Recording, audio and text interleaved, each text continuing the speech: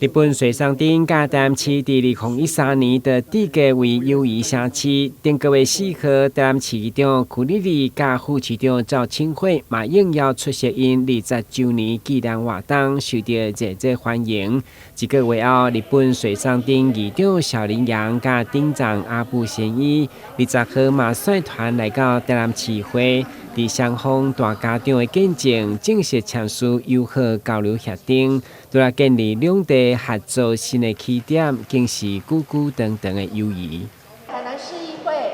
與各位貴賓共同見證，台南市議會與水上町議會正式簽署友好交流協定。這份協定不僅象徵兩地議會之間合作的新起點，更是兩個城市多年來友好情誼的延續。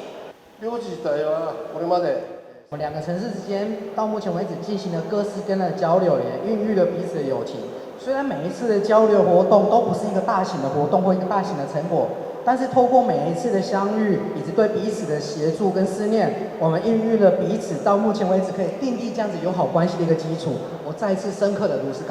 感受到。台南市會甲日本友誼城市水上町的結盟，雙方議會全數同意提案，所以在簽約儀式當中，除了台南市議員踴躍出席，市府以及主管嘛攏到場觀禮，共同來見證兩市對賴清德擔任市長時一路以來密切交流甲支持。水上町跟台南市締結最友好的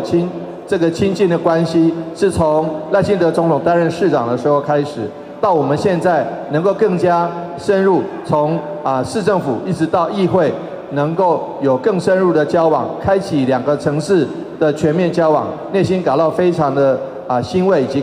高興。其實兩市的府會除了地價為友好城市，包括雙方的旅行觀光協會嘛同款簽訂友好協定，甚至水上町經派遣一名公務人員直接進駐台南負責交流業務，雙方攏用實際行動力來消遣國際城市外交。台南新聞軍局張碩維採訪報道。